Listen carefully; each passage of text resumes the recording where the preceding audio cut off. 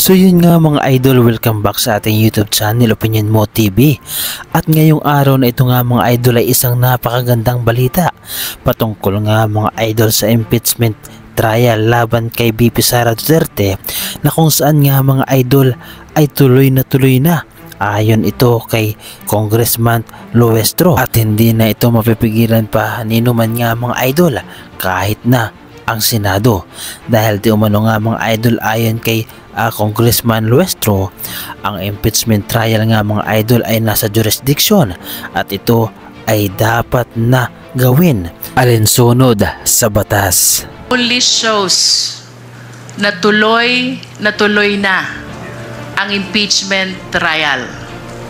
No one can stop this anymore because jurisdiction has been acquired already by the impeachment court over the person of the respondent. At dahil nga mga idol sa mga pangyayaring ito ay tila nabaliwala nga mga idol ang mga effort ng mga taga-senado, na kung saan nga mga idol ay pinagbatihan pa ito ng mga nakaupong mga senador. Subalit nang hindi inaasahang pagkakataon nga mga idol ay ibabalik din pala ito sa Kamara, na kung saan nga mga idol ay ang House of the Representative ang siyang unang nagkandak ng hearing nga mga idol patungkol sa impeachment trial laban kay VP Sara Duterte, na kalaunan nga mga idol ay dinala sa Senado. Subalit gumastos lamang na nga mga idol ng malaking pera ang Senado, ngunit wala din namang nangyari nga mga idol at pinasa at binalik ng muli ito sa House of the Representatives. Tama lamang naman mga idol na muling ibalik lamang ito sa House of the Representative ang kasong ito na impeachment laban kay VP Sara Duterte, dahil hindi naman tama mga idol na ang halos lahat ng nakaupo sa Senado ng mga senador ay kakampi ni VP Sara Duterte, na kung saan nga mga idol ay walang magandang patutunguhan, dahil ang mga ito nga mga idol ay halos lahat sila ay gustong mapawalang bisa ang impeachment laban kay VP Sara Duterte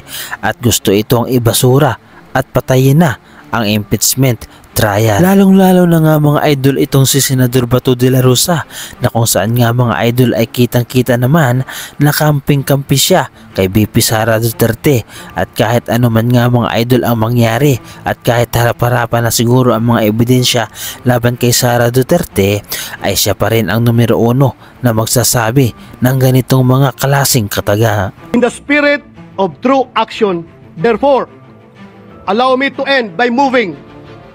I respectfully move that in view of its constitutional infirmities and questions on the jurisdiction and authority of the 20th Congress, the verified impeachment complaint against Vice President Sara Zimmerman Duterte be dismissed. At ma-dismiss man mga idol ito sa Senado ayon kay Bato de la Rosa, ay hindi naman ito matitigil, dahil ayon naman mga idol sa House of the Representative na walang iba nga mga idol kundi si Congressman Luestro, ang kasong impeachment laban kay VP Sara Duterte ay hindi na mapipigilan at ito ay tuloy na, at kahit Senado nga mga idol ay hindi ito mahadlangan.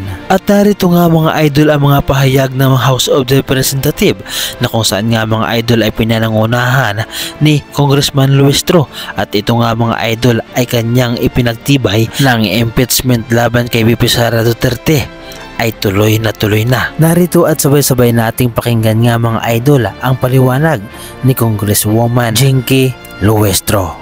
Si Congresswoman Jinky Luestro. Congresswoman, you have the floor. Good afternoon. Maraming salamat po for waiting. Pasensya na po, I know that all of you waited for this moment when the prosecution panel will finally give their comment to what happened last night in the Senate.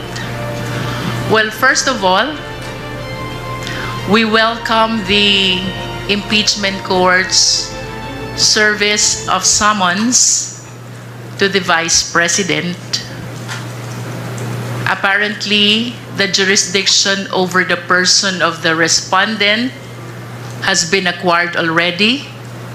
So ang ibig sabihin pala mga idol ay bibigyan ng 10 araw si VP Sara Duterte at nabigyan na rin ito ng summon mga idol at bibigyan ng 10 araw upang maipaliwanag ang mga aligasyon laban sa kanya. At kinakailangan din pala mga idol na sumipot itong si VP Sara Duterte sa oras ng impeachment trial laban sa kanya. She has a period of 10 days to answer. That is non-extendable. And we hope that all issues which are being raised in the impeachment court will be tackled as well in the answer of the Vice President. So finally, the people of the Philippines will see from the answer of the Vice President what her defenses are. Isa lamang po ibig sabihin nito, yung pag-acquire po ng jurisdiction ng impeachment court sa ating respondent kay Vice President Sara Zimmerman Duterte, it only shows na tuloy na ang impeachment trial. No one can stop this anymore because jurisdiction has been acquired already by the impeachment court over the person of the respondent. Iba talaga mga idol ang matalino at mayroong alam sa batas. Totoo na mayroong nalalaman sa batas, katulad nga mga idol ni Congresswoman Jinky Luestro.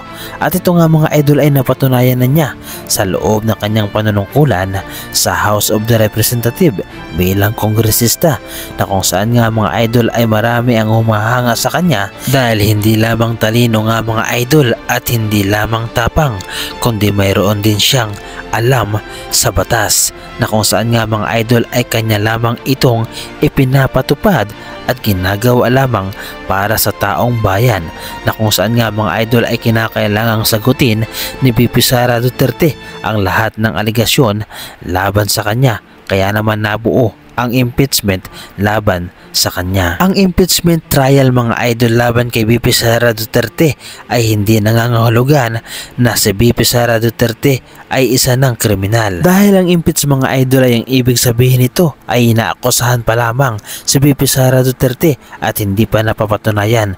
Kaya naman ginagawa mga idol ang impeachment trial upang maipaliwanag ni VP Sara Duterte ang lahat ng mga aligasyon laban sa kanya at malaya si VP Sara Duterte na sagutin ang lahat ng mga aligasyon laban sa kanya. Kaya naman maganda mga idol at mas mabuti pa kung magpakita si VP Sara Duterte at ipaliwanag niya ang mga akusasyon laban sa kanya upang sa ganon ay kanyang mapatunayan sa taong bayan na siya ay inosente at walang kasalanan. Samantala ay giniit nga mga idol ni Congresswoman Jinky Luestro na ang kanilang ginagawa ay mayroong basihan at totoo at hindi gawa-gawa lamang. We maintain our position.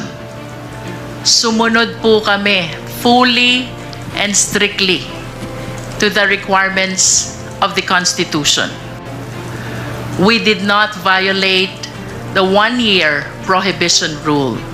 Samantala nagpasalamat naman mga idol si Congresswoman Luestro sa taong bayan na sumusuporta nga mga idol sa impeachment trial laban kay VP Sara Duterte. I wish to take advantage of this opportunity upang pasalamatan po ang taong bayan.